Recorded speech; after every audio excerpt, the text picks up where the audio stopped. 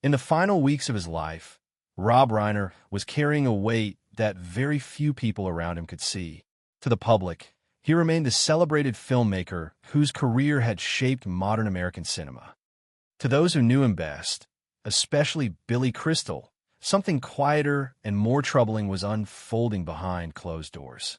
It would only become visible after tragedy struck, when grief forced private conversations into the light and reframed an entire friendship through the lens of regret. The shock arrived swiftly. Rob Reiner and his wife, Michelle Singer Reiner, were found dead in their Brentwood home, a place long associated with warmth, conversation, and decades of shared memories. News of their deaths rippled through Hollywood, not merely as another loss, but as an event that felt profoundly dissonant with the life Rob had lived. For Billy Crystal, the news landed with a different weight. It did not arrive as a complete surprise, but as the devastating confirmation of a fear he had carried silently for weeks.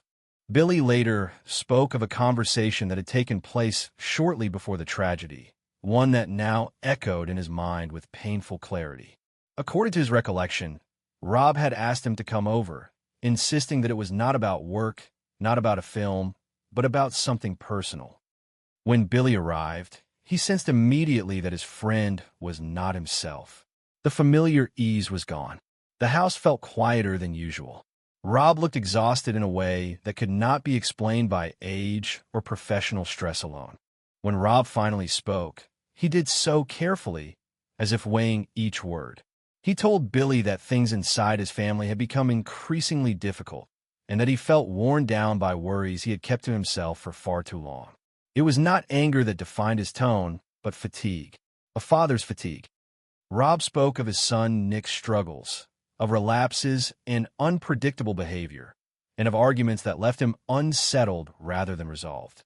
For the first time, he admitted that he no longer felt certain he could anticipate what might happen next. Billy listened, troubled by what he was hearing. He understood Rob's instinct to protect his child at all costs, yet he could not ignore the warning signs embedded in his friend's words. He told Rob plainly that love alone might not be enough, that boundaries mattered, especially when tension had moved inside the home itself. Rob heard him, but his response revealed the conflict tearing at him from within. He could not bring himself to see his son as a threat. He feared that pushing too hard might cause an even greater collapse. That conversation ended without resolution. Rob promised to think things over, to reconsider after the holidays. Billy left with an unease he could not shake, replaying the details in his mind long after the evening had faded. It was not fear in the dramatic sense, but a quiet sense that something was out of balance, slowly drifting toward a point from which it might not return. When the tragedy later became public, Billy found himself revisiting that afternoon again and again. He paid close attention to early reports, not searching for spectacle, but for coherence. Certain details felt wrong to him, not because they contradicted facts, but because they clashed with the man he had known for nearly half a century. Rob was decisive, attentive, especially where family was concerned. The prolonged silence surrounding the discovery of what had happened felt deeply unfamiliar. As more information emerged, Billy's private worry transformed into a heavy burden of self-questioning. He did not rush to conclusions. Instead, he reflected on patterns, on what Rob had confided, and on the moments when he himself had hesitated. The realization that warning signs may have existed long before the final outcome haunted him, not as an accusation, but as a reminder of how easily concern can coexist with inaction. This was not simply the loss of a collaborator. Rob Reiner had been Billy Crystal's closest friend, the first person he called with good news, and the one he turned to when doubt crept in. Their bond, forged decades earlier and immortalized through films like When Harry Met Sally, was rooted not just in shared success, but in trust. To lose Rob was to lose a part of his own inner life. In the days following the discovery of what had happened inside the Brentwood house, the story surrounding Rob Reiner began to shift. What initially appeared as an incomprehensible rupture slowly took on the shape of a long, unfinished struggle, one that had unfolded quietly inside a family that from the outside seemed firmly held together. For Billy Crystal, this shift was not driven by rumor or spectacle, but by memory. He found himself tracing backward, aligning fragments of what he had heard, what he had sensed, and what he had chosen not to confront directly. Billy did not speak publicly at first. Those close to him said he moved through the days in a muted state, absorbing details without comment. What troubled him most was not a single revelation, but the accumulation of small irregularities that echoed Rob's earlier confessions. The house in Brentwood had never been a place of long silences. It was known for its rhythm, people coming and going, conversations stretching late into the evening. The idea that so much time could pass without anyone responding felt discordant, almost unnatural to someone who knew that household intimately. As reports emerged describing how the scene was discovered, Billy's mind returned repeatedly to one specific thought. Rob had once said that when tensions rose, they did not explode all at once. They moved from one room to another, in stages. That memory, insignificant at the time it was spoken, now lingered with unsettling clarity. Billy did not claim to understand what had happened, but he could not ignore how closely the outline of events mirrored the emotional patterns Rob had described weeks earlier. Another detail that weighed heavily on him was the separation within the house. Rob and Michelle were not found together. For Billy, this carried an emotional resonance more than an investigative one. It suggested movement, interruption, in a situation that had not remained contained. The idea that a familiar domestic space could become fractured in that way made the loss feel even more intimate, as though the private order of daily life itself had been broken beyond repair.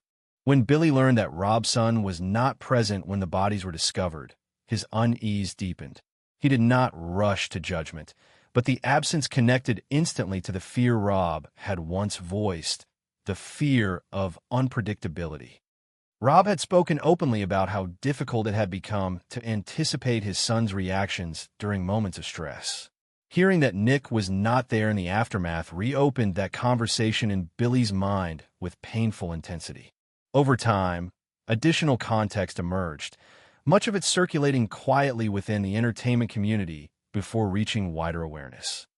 People who had attended a holiday gathering the night before spoke in hushed tones about an argument, about behavior that felt unsteady, about a tension that lingered even after the evening ended. For Billy, these accounts did not introduce something new. They reinforced what Rob had already confided, that the family was living under a strain that had grown heavier than anyone wanted to admit. The subsequent detention of Nick Reiner only intensified Billy's internal conflict. Seeing images of him in custody was deeply unsettling, not because of the legal implications alone, but because they represented the collapse of a hope Rob had guarded fiercely. For years, Rob had believed that staying close, remaining present, could help guide his son through instability. That belief had shaped countless decisions, including creative ones. One of those decisions was the film Being Charlie, a project that carried more personal meaning than most people realized. To Billy, it was clear that the film had been more than an artistic endeavor. It was an act of faith, a father's attempt to reach his son through storytelling when other paths seemed blocked. Knowing this made the unfolding events even harder to reconcile. The effort, the patience, the belief that something could still be salvaged, all seemed to have dissolved in the most devastating way possible. As legal proceedings moved forward, Billy followed them from a distance. He did not attend press briefings or offer analysis. Instead, he listened quietly to what was being said by investigators and legal insiders. Phrases like internal family dynamics and sequence of events still under review confirmed what he already felt, that this was not a tragedy imposed from the outside, but one that had grown from within, shaped by years of unresolved tension and fear. What weighed on Billy most was the realization that Rob had been trying to protect everyone at once. His wife, his son, the fragile balance of their household. In doing so, he had carried the burden largely alone. Billy wondered whether a firmer intervention, a louder insistence, might have changed something. Yet even as the thought arose, it dissolved into uncertainty. The truth was that Rob had not ignored warnings. He had simply hoped that love would be enough to soften the edges of a situation that had already hardened over time. As the story transitioned from shock to investigation, Billy felt himself retreat inward. Friends noticed he stopped appearing in places where he was usually present. Invitations went unanswered. He spent long hours alone, replaying conversations, examining pauses, questioning his own restraint. The tragedy had not only taken Rob and Michelle from the world, it had forced Billy into a reckoning with the limits of friendship, the moments when understanding does not automatically translate into action. As the legal process began to take shape, the tragedy surrounding Rob Reiner entered a colder, more procedural phase. Court filings replaced speculation. Timelines were reduced to dates and hours. What had once been private anguish was now being examined through formal language, stripped of emotion. For Billy Crystal, this transition was disorienting. The man he had known as a friend, collaborator, and confidant was no longer being spoken of in terms of laughter or creativity, but as a figure at the center of a criminal case. Billy followed developments quietly, relying on what filtered through trusted contacts rather than public commentary. The details were difficult to absorb. Reports emphasized the sequence of events leading up to the deaths, the hours that remained unclear, and the questions investigators were still trying to answer. Each update felt less like new information and more like a reopening of wounds Billy had been attempting to keep sealed. Every reference to family tension or unresolved conflict echoed conversations he wished he had handled differently. What unsettled him most was how methodical the process felt. The legal system moved forward without regard for memory or meaning. It focused on actions, evidence, and responsibility. Yet Billy's mind refused to operate within that structure. His thoughts drifted instead toward moments of hesitation, the silences between sentences, the pauses where he might have pressed harder. He understood that responsibility could not be assigned retroactively to conversations that had already passed, but understanding did little to ease the sense of failure he carried. The absence of Rob's voice was particularly jarring. Rob had been someone who spoke directly, who rarely left emotions unresolved. To see his life reduced to statements read aloud by others felt profoundly wrong to Billy. It reinforced the sense that something essential had been interrupted, that a narrative which should have continued had been forced into an abrupt and unnatural conclusion. As the case advanced, attention inevitably turned toward Rob's son, whose struggles had been known privately for years, but were now exposed under an unforgiving spotlight. Billy found this exposure deeply troubling. He remembered the way Rob spoke about his son, not with frustration, but with a careful tenderness that suggested fear as much as love. Rob had worried constantly about what too much pressure might do, about how quickly stability could fracture. Seeing those fears become public discussion only intensified Billy's grief. In conversations with close friends, Billy admitted that he felt torn between two unbearable truths. On one hand, he recognized the necessity of legal accountability and clarity. On the other, he could not reconcile that necessity with the memory of a family struggling, imperfectly but earnestly, to hold itself together. The courtroom language left no space for that complexity. It demanded clean lines where none had existed. During this period, Billy withdrew further from public life. Appearances were declined. Interviews postponed indefinitely. Friends noticed a marked change in his routines. He woke early, slept little, and spent long stretches of time alone, revisiting old correspondence and unfinished thoughts. Messages that once carried humor now felt unbearable to read. Each one seemed to whisper the same accusation, that there had been time, and that time had been wasted. The emotional weight was compounded by the realization that Billy's role in Rob's life had been uniquely significant. Their friendship had lasted nearly half a century, surviving career shifts, personal changes, and the relentless churn of the entertainment industry. Rob was not merely a colleague. He was a constant, someone who had helped anchor Billy's sense of self. Losing him in such circumstances created a fracture that extended beyond grief into identity. Billy also struggled with anger, though it rarely found an outlet.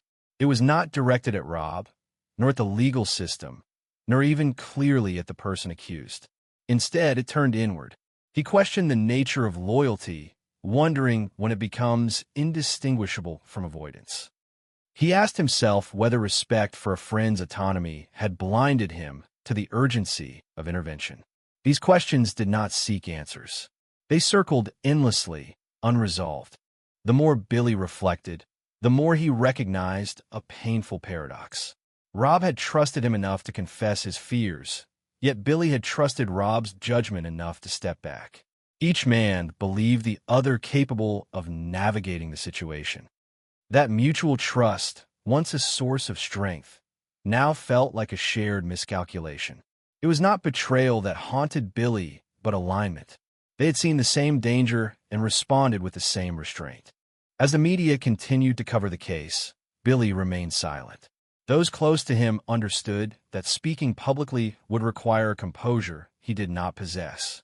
Every attempt to articulate his feelings threatened to dissolve into regret. Silence, though heavy, felt safer than words that might fracture under their own weight. Yet beneath that silence, something else began to take shape. Billy started to realize that his grief was not solely tied to the outcome of the case, but to the abrupt end of a dialogue that had defined his adult life.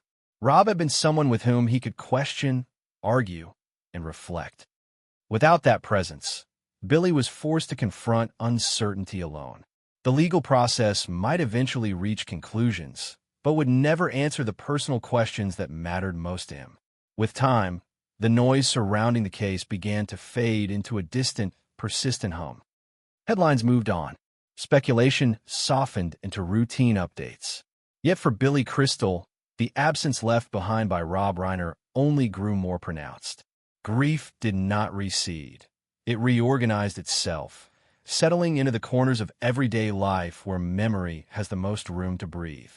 Billy began to revisit the early years of their friendship, not as an act of nostalgia, but as a way to remember Rob beyond the final chapter. They had met when neither knew how enduring their bond would become.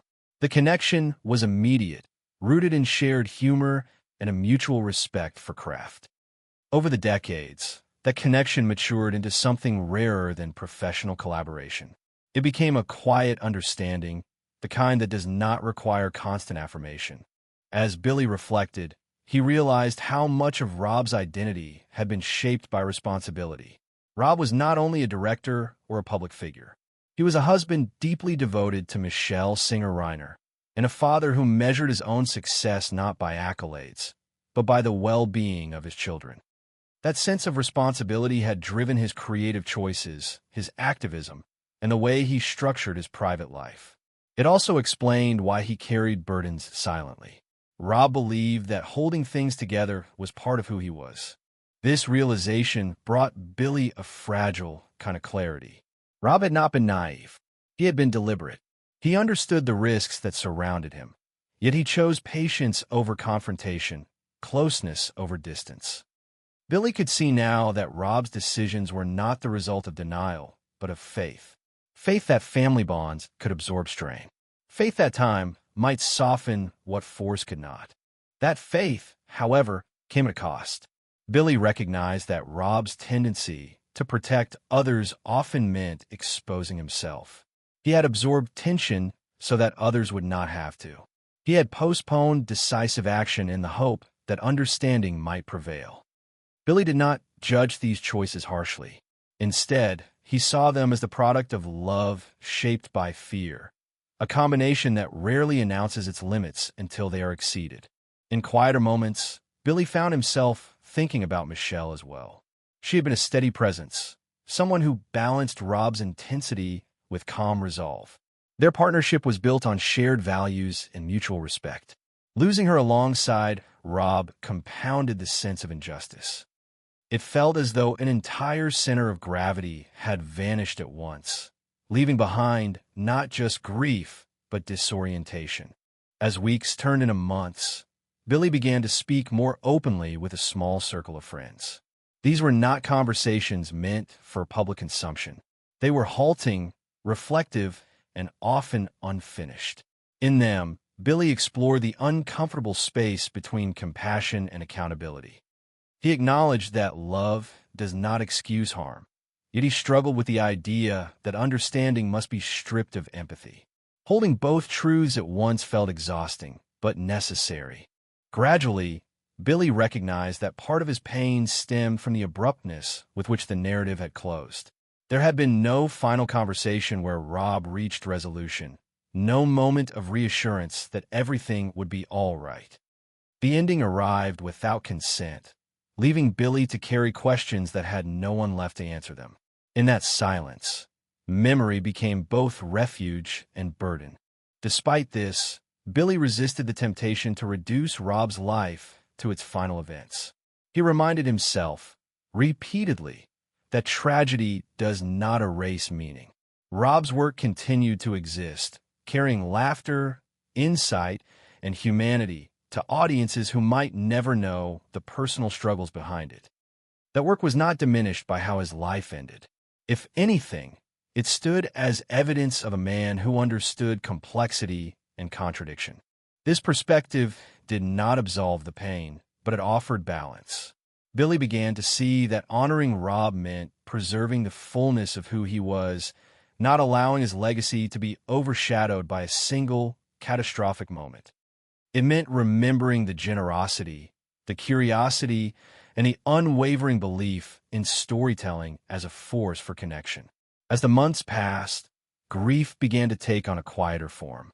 It no longer arrived as a sudden wave, but as a steady presence that followed Billy Crystal through ordinary moments. A pause before answering the phone, an empty instinct to share a thought, a laugh that stopped short because there was no longer someone on the other end who would understand exactly why it mattered. In this phase, loss was no longer loud. It was intimate, woven into habit. Billy gradually came to understand that what he was mourning was not only the death of Rob Reiner, but the disappearance of a shared future. For nearly 50 years, Rob had been a fixed point in his life. They had grown older together, adapting to changes in the industry, in politics, in family life, always assuming that time remained. That assumption, once invisible, now felt like the most fragile thing of all. Friends noticed that Billy began to speak differently when Rob's name came up. There was less pain in his voice, but more weight. He no longer focused on the final weeks or the unresolved fears. Instead, he returned to earlier memories, moments that captured Rob's essence without being overshadowed by the ending. Long walks filled with debate. Late-night phone calls dissecting scripts, ideas, and doubts. These recollections did not erase sorrow, but they restored dimension. They reminded Billy that Rob's life had been expansive, not defined by its conclusion. This shift did not happen easily. Billy struggled with the fear that moving forward might feel like abandonment. Letting grief soften felt disloyal at first, as if pain were the final proof of devotion. Over time, however, he began to see that clinging to anguish did not honor Rob. It trapped him in the moment of loss rather than in the decades of connection that preceded it. Part of this realization came through conversations with others who had loved Rob. When they gathered privately, away from cameras and formal statements, the tone was different. They spoke of Rob's humor, his impatience with complacency, his deep respect for collaboration. Stories overlapped, reinforcing a shared understanding of who he had been. In those moments, Billy felt less alone. Grief, once isolating, became communal. Billy also found himself reflecting on the nature of warning signs. The question of whether something could have been prevented lingered, but it no longer dominated his thoughts. He began to accept that foresight is rarely as clear in real time as it appears in hindsight. Love complicates judgment. Loyalty delays action. These are not moral failures, but human limits. Understanding this did not absolve regret, but it placed it within a broader, more forgiving frame. As the legal process continued in the background, Billy chose not to engage with its daily developments. He recognized that justice and memory operate on different timelines. The courts would determine responsibility. His task was different. It was to safeguard the truth of a friendship that could not be reduced to a case file or a headline. This separation allowed him to breathe again, to reclaim parts of his life that had been suspended in shock. One of the most significant changes was Billy's gradual return to creative work. At first, it felt impossible. Every project seemed trivial against the weight of what had happened. Yet, as time passed, he began to recognize creativity as one of the few spaces where Rob's influence remained alive. Rob had always believed in storytelling as a way to make sense of chaos. Returning to that belief felt less like moving on and more like carrying something forward. Billy did not speak publicly about Rob often, but when he did, his words were measured and deliberate. He avoided dramatic conclusions, choosing instead to emphasize complexity.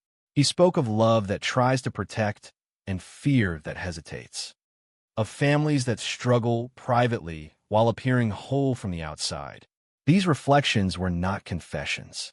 They were acknowledgments of reality in its most uncomfortable form. In quieter moments, Billy also began to forgive himself, not in a sweeping, final way, but in fragments. He allowed himself to accept that friendship does not grant control, only presence. That advice, no matter how well-intentioned, cannot override another person's choices. This acceptance did not erase the ache of what might have been said or done differently, but it loosened its grip. In time, remembrance replaced rumination. What remained for Billy Crystal was not the urgency of unanswered questions, but the responsibility of carrying a story forward without distorting it. He understood that the final chapter of Rob Reiner's life would always draw attention, yet he felt increasingly certain that the meaning of that life could not be measured by its ending alone.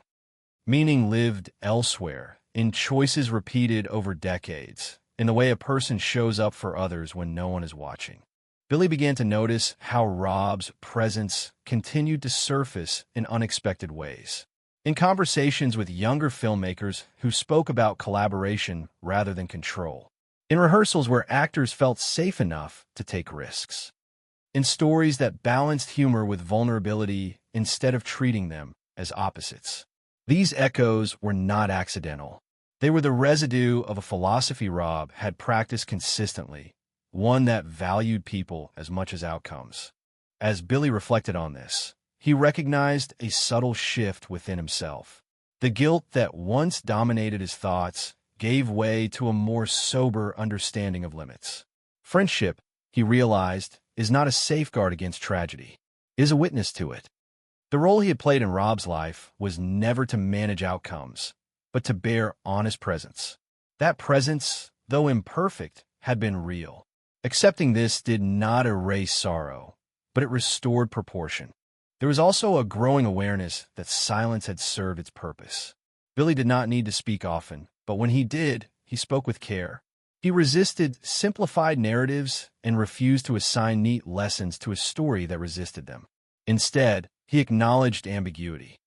He spoke of families that love fiercely and struggle quietly, of warning signs that only become obvious in retrospect, of the human tendency to believe there will always be another conversation, another chance to intervene. In honoring Rob, Billy chose restraint over spectacle. He supported tributes that emphasized craft, collaboration, and the dignity of work done with integrity. He avoided public debates about blame. That choice was not avoidance, but protection. It safeguarded the memory of a friend from being flattened into a single, sensationalized account. It allowed complexity to remain intact. Privately, Billy continued to hold space for Michelle as well. He spoke of her not as an appendix to Rob's story, but as a force in her own right, someone whose steadiness had shaped the household and the values it reflected. Remembering her alongside Rob felt essential. Their partnership, built on shared commitments and mutual respect, had been part of the fabric Billy mourned. Separating their remembrance felt dishonest to the life they had lived together. As the seasons changed, Billy returned more fully to the rhythms of his own life. Work resumed, not as distraction, but as continuity. Laughter returned, sometimes unexpectedly, sometimes with hesitation. He learned that joy did not cancel grief. It coexisted with it, reminding him that emotional life is rarely linear. Rob had understood this truth intuitively, weaving it into stories that allowed audiences to laugh and ache within the same breath. The question of prevention never disappeared entirely, but it softened into a broader reflection. Billy came to see that responsibility is often shared unevenly across time.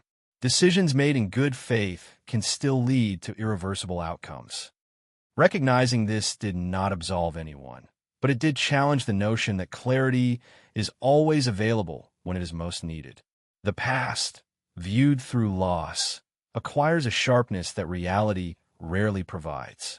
In conversations with close friends, Billy described his current relationship to the tragedy as one of stewardship. He felt tasked with preserving truth without embellishment, compassion without denial. This balance required patience. It demanded that he resist both cynicism and sentimentality. It asked him to remember Rob not as a symbol, but as a person who navigated love, fear, conviction, and doubt with the same complexity as anyone else. In the end, what endured was not the tragedy itself, but the responsibility of memory. For Billy Crystal, the task was neither to resolve unanswered questions nor to extract simple lessons from irreversible loss. It was to remember Rob Reiner in full, without allowing the final chapter to eclipse the chapters that came before it. Memory, Billy learned, is not passive. It requires intention, accuracy, and restraint. He began to think of remembrance as an act of care. Care for truth, so that stories did not drift into exaggeration. Care for people, so that grief did not become spectacle. Care for complexity, so that love and fear were allowed to coexist without being forced into tidy conclusions. This approach felt faithful to Rob's own sensibilities. Rob had always resisted simplification, whether in his work or in his private life. He believed that honesty lived in nuance. As time moved forward, Billy noticed how easily narratives hardened around moments of crisis. Public conversations leaned towards certainty, toward the comfort of definitive explanations. He understood that impulse, ambiguity unsettles. Yet he also knew that certainty can erase the human texture of lived experience.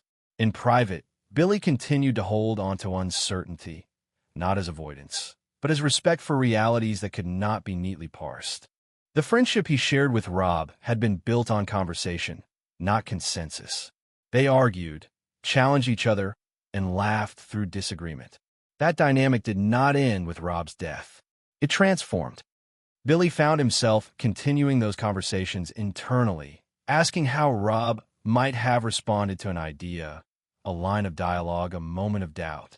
In this way, the friendship persisted, not as illusion, but as influence.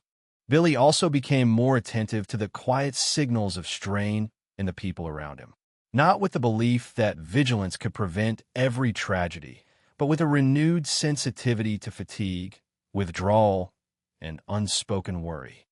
He understood now how easily concern can be masked by competence, how responsibility can look like stability from the outside. This awareness did not make him more controlling. It made him more present. When asked privately whether he believed anything could have been changed, Billy no longer tried to answer definitively. He spoke instead about timing, about how clarity often arrives too late to be useful. He acknowledged regret without allowing it to become a verdict. Regret, he said, is not proof of failure. It is evidence of care encountering limits. That distinction mattered to him because it allowed sorrow to remain humane rather than punitive. In honoring Rob, Billy chose continuity over closure. He supported projects and conversations that reflected Rob's values, collaboration, curiosity, and moral seriousness without didacticism.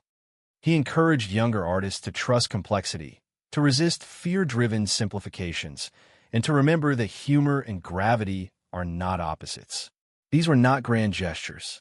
They were practical expressions of a legacy that had always favored substance over display. Michelle's memory remained inseparable from this process. Billy spoke of her as part of the same story, not as an addendum.